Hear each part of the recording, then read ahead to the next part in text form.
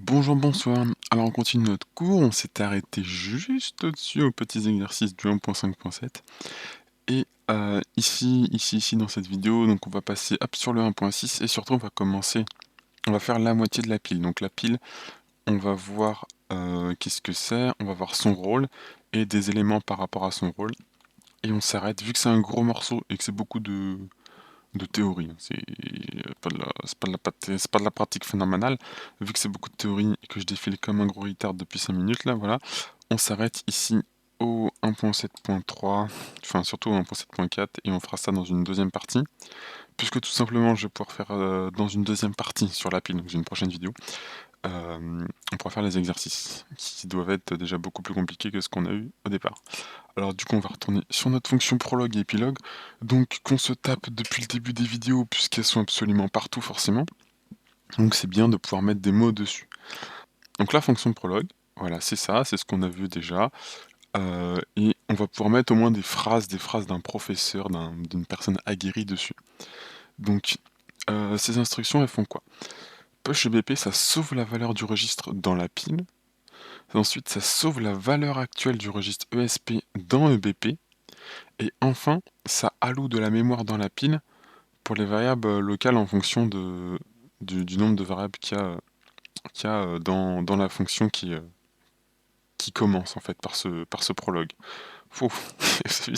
Vous avez vu, c'est pas si facile que ça à expliquer. En fait, plus c'est simple, plus des fois c'est assez compliqué à expliquer. Par exemple, expliquer l'addition, c'est faisable, mais si tu essayes d'expliquer ce que c'est l'addition fondamentalement, si tu prends pas des bases mathématiques, c'est un peu qu'on dit comme ça, si tu prends pas des règles strictement logiques pures et dures, c'est pas si simple d'expliquer ce que c'est une addition. Bah là, c'est un peu pareil. Le prologue, c'est on sauvegarde la valeur du registre BP dans la pile. Ensuite, on sauvegarde la valeur actuelle du registre ESP dans EBP. Et enfin, on alloue de la mémoire dans la pile pour les variables locales de la fonction dont c'est le prologue. Ok. Alors forcément ça, dit comme ça, on comprend pas super bien pourquoi, mais en fait quand on verra la pile, on va comprendre super bien. Mais ils sont obligés de commencer par ça, parce que les choses ont un ordre et ça permet au moins de déguiser la curiosité. Et la fonction épilogue, en fait, c'est l'inverse. C'est où que c'est écrit. Épilogue libère la mémoire allouée de la pile. Donc là, on a fini par allouer de la mémoire. Donc premier truc qu'on fait, c'est on libère la mémoire. La mémoire, c'est important, surtout quand on programme ou quand on fait en assembleur ou sur les microcontrôleurs. C'est très important de gérer la mémoire et c'est vachement intéressant. C'est là-dessus qu'il y a tous les bugs informatiques, enfin pas tous, mais une grande majorité des bugs se font sur la mémoire. En fait, à partir du moment où tu as accès à des endroits de mémoire et tu peux injecter du code, etc., c'est le gros bordel. Ok, donc on avait alloué de la mémoire, là on la libère. Ensuite, on restaure l'ancienne valeur de BP qu'on avait sauvegardée, et ensuite on rend l'exécution à la plan. Donc en fait, hop, c'est le petit return. C'est le petit return. Ok, tac tac tac. Elles sont détectées. Les prologues et épilogues de fonctions peuvent affecter négativement les performances de la récursion. Plus d'informations, etc. La récursion, c'est quand une fonction s'appelle elle-même. Donc forcément, si une fonction s'appelle elle-même et qu'elle refait son prologue et son épilogue tout le temps, tout le temps, tout le temps, en récursion, en fait, tout simplement, et ben ça peut être très coûteux en énergie, j'allais dire, en ressources de calcul. Ah, c'est vrai que je préfère on préfère de l'algo. Je viens d'y penser, j'y pense comme ça pendant que j'enregistre. Pendant que je fais une vidéo, j'enregistre, on préfère de l'algo. Mais il faudrait que je révise parce que c'est sacrément dur. Moment, vous comprendriez mieux ce que c'est la récursion. De toute façon, en informatique, il y a un million de choses à voir. Je peux pas m'attarder sur tout. Alright. La pile. Donc la pile, déjà, c'est une structure de données, voilà, les plus fondamentales. C'est le berba de tout. Ça, j'aime bien. Techniquement, il s'agit d'un bloc mémoire situé dans l'espace d'adressage d'un processus et qui est utilisé par le registre ESP ou RSP ou SP en ARM. C'est les stack pointers. C'est ça, si je vais là, c'est stack pointer. Et donc les instructions d'accès à la pile, c'est simple, il y en a deux, c'est push et pop. Push, ça soustrait, pop, ça augmente. Push, ça fait du -4, du -8 en fonction de si on est en 32 bits ou en 64 bits. Pop, c'est l'inverse. Donc ça ajoute. Push, ça enlève, pop, ça ajoute. Et ce qui est intéressant dans la pile, ce qui est intéressant, Ce qui est un peu chiant pour notre cerveau assez logique. C'est ça, c'est que le bas de la pile représente en réalité le début de la mémoire allouée pour le bloc de pile. C'est étrange, mais c'est comme ça. Ok. En gros, c'est l'inverse de ce qu'on pense. C'est-à-dire que... Attendez, j'ai sorti mon petit paint. Mon petit paint, c'est que... Oh, putain, comment on représente une pile? Genre une pile d'habits. Genre pour nous, une pile, hop, on va dire que c'est un récipient. Une pile, c'est quand on met un truc au fond, puis on le met au-dessus, et on met un autre truc au-dessus, et un autre truc au-dessus. C'est genre ça fait une, je sais pas, une pile d'habits dans un panier à linge sale, quoi.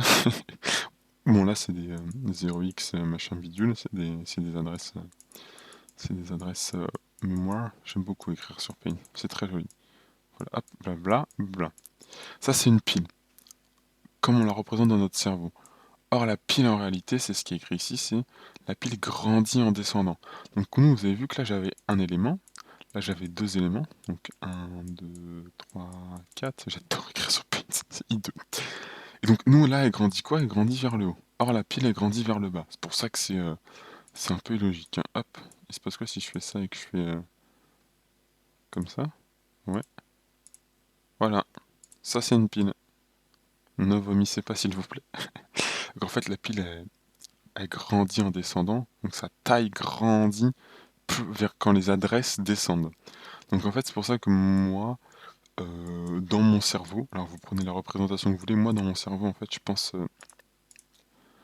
à un stalactite. Voilà, donc au début, ma pile, elle est là. Puis en fait, c'est un stalactite, donc ça descend. Stalactite, ça tombe. Et du coup, le tas, lui, il grandit en montant vers le haut. Et donc lui, c'est un stalagmite. Voilà. Et donc on est dans des grottes. Et les grottes, c'est cool, c'est des endroits chaleureux.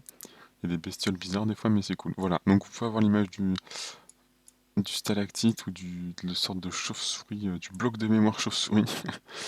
Et donc hop, on a notre premier élément ici, notre deuxième élément ici, troisième, quatrième, cinquième. Et donc on a bien leur adresse qui descendent. Hop, la pile grandit en descendant. Voilà. C'est ça. Petite explication. Or en armes, ils s'en foutent, hein, ça supporte ascendant, descendant. Voilà. Les instructions pour gérer les piles descendantes, gérer les piles montantes. Donc STFD machin, Star Multiple Full Descending, Star Multiple Empty, Star Multiple Ascending. Ok.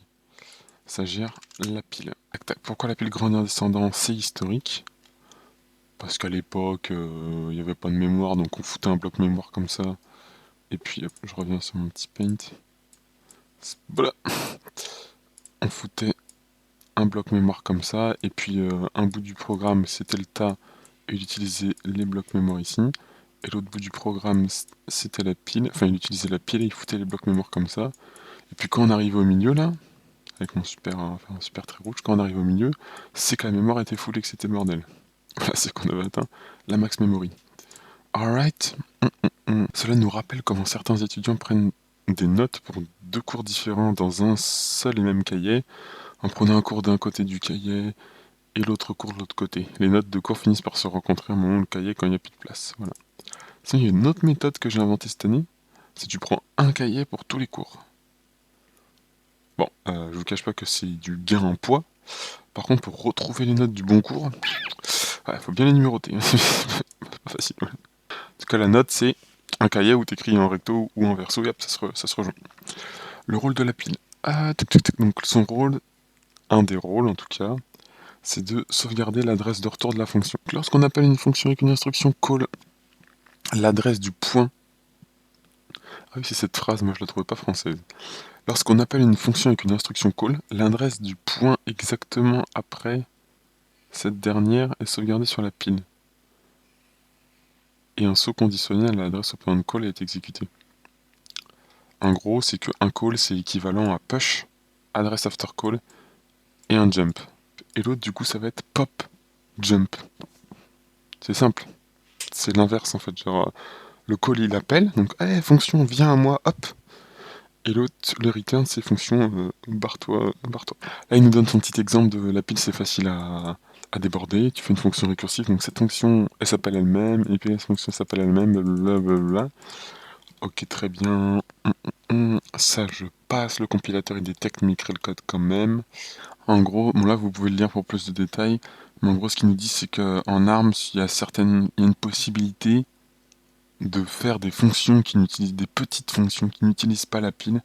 Et donc là, hop, tac tac tac, ce qui peut être plus rapide sur des vieilles machines car la mémoire externe n'est pas utilisée pour la pile. Cela peut être utile pour des situations où la mémoire pour la pile n'est pas allouée ou encore disponible. Ok. Ok, comment on passe des arguments? Ça par contre c'est intéressant. Et donc les arguments en fait ils sont passés. C'est bizarre en fait comment ça fonctionne. C'est que la pile grandit en descendant mais les arguments ils sont passés en plus. Bref. Donc un des moyens pour passer les arguments d'une fonction, c'est de les balancer dans la pile. On appelle ça CDLC, donc pour C déclaration. Donc en fait on va push les arguments, ils vont être envoyés dans la pile. Là, hop, il appelle sa fonction et il ajoute 12 AESP pour libérer de l'espace mémoire, enfin pour comment dire, pour juste décaler le stack pointer pour qu'il pointe à l'adresse après les arguments. C'est pas simple à expliquer. Donc hop, return adresse, très bien. Argument 1, argument 2, argument 3. Là au moins c'est bien expliqué. Petit schéma, tout va bien. Tac tac tac. Donc là en fait si on print 3 valeurs mais qu'on n'en demande qu'une, et bien en fait les deux ints que le programme va nous montrer, ça va être des fonctions, ça va être les valeurs, regarde c'est ici, qui sont situées à côté dans la pile. Donc en fait on va pouvoir avoir des valeurs de la pile. Ça c'est intéressant. Je savais pas que quand on appelle main en C, je pense que c'est en C, ça va être aussi pareil en C++, mais je sais pas, il précise pas les langages. Ça doit être en C, mais je ne sais pas si ça prend en compte tous les langages du monde. Tu vois. Quand on appelle une fonction main, en fait, elle a déjà elle a ces trois arguments. Peu importe si tu appelles main int argc, main int argc argv, etc. En fait, elle a tout le temps ces trois arguments, peu importe ce que tu mets. Donc ce que tu écris est 20, jeune camarade. Argc, c'est le nombre d'arguments. Argv, c'est l'adresse des arguments, je crois. Et envp, c'est les variables d'environnement. En gros, ce qu'il raconte là-dedans, pour résumer, c'est qu'on peut passer les arguments d'une fonction par variable globale. On peut même les passer par les registres ou par des flags, en fait. Par exemple, pour envoyer un booléen, on peut utiliser le flag CF, il le dit à un moment. Voilà. On passe un peu. Tac, on arrive au stockage des variables. Donc pareil, les variables locales, elles sont traditionnellement sauvegardées dans la pile, c'est ce qu'il nous dit. La fonction alloca, elle alloue de la mémoire dans la pile, et en fait, on n'a pas besoin de free l'espace, c'est ça. Il dit on n'a pas besoin de libérer l'espace, parce que la pile, en fait, elle se libère tout de suite. Elle se libère tout de suite, en fait. Automatiquement. Alors que si on utilise un malloc, on doit libérer l'espace avec un free, parce que c'est dans le tas, et que le tas, ça ne se libère pas tout seul. Donc là, hop, il nous parle de l'implémentation de la fonction A dans SP. Qu'est-ce qu'on peut noter? On peut noter la fonction que je ne connaissais pas en C, sprintf, donc en fait qui fait un printf mais qui print le résultat dans le buffer, au lieu de le print dans la sortie de la console ou la sortie standard, ça print dans le buffer d'une taille qu'on a allouée. Cette taille elle est bien mise dans la pile, ok, avec tous les arguments, en fait comme on a vu avant. En fait comprendre la pile ça nous permet de vraiment comprendre comment les fonctions fonctionnent et comment tous les arguments sont mis dans la pile. Par exemple, en fait, si je reprends un petit code, il était où? Si je remonte, par exemple ici, vous voyez qu'on verra dans des programmes qu'on aura à reverse, quand on verra des additions, des soustractions de valeurs de SP, tout ça, de 12, tu vois là, si t'as pas lu le chapitre sur la pile, si t'as pas lu le chapitre sur la pile, si tu connais pas le fonctionnement, tu sais pas ce que c'est 12, tu sais pas qu'en fait c'est juste de l'espace mémoire pour les adresses des trois loustiques là. Les trois arguments, voilà. Du coup, que fait alloca? Cette fonction décale simplement ESP du nombre d'octets demandés vers le bas et définit ESP comme pointeur vers la mémoire allouée. Très bien, très bien. Donc là, hop, on a la fonction dans toutes les syntaxes. Du BP ESP machin. Donc on a notre prologue. Hop, on a notre soustraction, donc là c'est la libération de mémoire et de place. On a notre load effective adresse. Ok. On a un et. Il fait du boozing. Donc là on a nos arguments, c'est bien, on les voit bien. Moi c'est visuel. Ok, le sprintf et le petit puts. Ah oui, c'est les arguments du sprintf. Ok. Le petit puts à la fin qui affiche, le puts du buffer. Tuc, tuc, tuc, tuc. Oui, parce que sprintf ne printe pas sur la sortie standard, du coup après on appelle puts. Puts du buffer, je crois que c'est dans le code C. Et hop, ici, pour afficher. Vous pouvez lire sur le livre pour comprendre toujours dans le détail, mais vu en fait, il explique, regardez, dans les syntaxes Intel, dans les syntaxes AT&T et Microsoft Visual Code, Visual Studio, lol. Voilà. Il explique dans tous les trucs. Ça c'est intéressant, vite fait. Ah, c'est toujours des trucs à noter, genre les enregistrements SEH sont aussi stockés dans la pile. Hop, tu cliques là-dessus. Structured Exception Handling. Hop, tu le notes et puis on verra ça une autre fois. Comme ça que ça fonctionne ici. Alright. Protection contre les débordements de tampons, déallocation automatique. Alors c'est pas les allocations, hein, c'est pas la désallocation, c'est déallocation automatique de données dans la pile. Pour des raisons pour lesquelles les 20 MB sont stockés dans la pile et qu'ils sont automatiquement libérés quand la fonction se termine. Voilà, c'est des trucs pratiques. En fait, t'as pas à te faire... c'est comme l'histoire du malloc avant, hein, t'as pas à te faire chier à penser à mettre la fonction free, et que si tu le fais pas, ça peut causer des problèmes. Puis ça, c'est un exemple simple, parce que je ne suis pas un développeur en C de microcontrôleur. Mais il doit y avoir des raisons, enfin des choses qui font que des fois le développeur il oublie de libérer la mémoire et ça peut causer des problèmes. Et on va s'arrêter là, on regardera ça une autre fois, et puis on regardera aussi les exercices, voir s'ils sont faisables. Moi je vais voir si j'ai besoin de les préparer ou pas pour les faire en vidéo. Et puis voilà, j'espère que ça vous a plu, que vous avez pu comprendre ce que c'est la pile. Sinon, comme à chaque fois, et comme je vais le répéter pendant les 600 pages, le bouquin est disponible. Vous pouvez aller lire tranquille de votre côté. La vidéo c'est un support, parce que c'est plus agréable d'apprendre ça en vidéo. Voilà. Moi de toute façon, j'ai tout noté là. Vous entendez, j'ai tout noté sur un cahier. Ouais, j'utilise le cahier et pas l'ordinateur parce que j'apprends bien avec un cahier. Voilà. Le système scolaire reste ancré en moi à tout jamais. J'ai été martyrisé, vous comprenez? Je suis obligé de continuer. Voilà. J'espère que ça vous a plu. On se retrouve une prochaine fois. Allez, plus.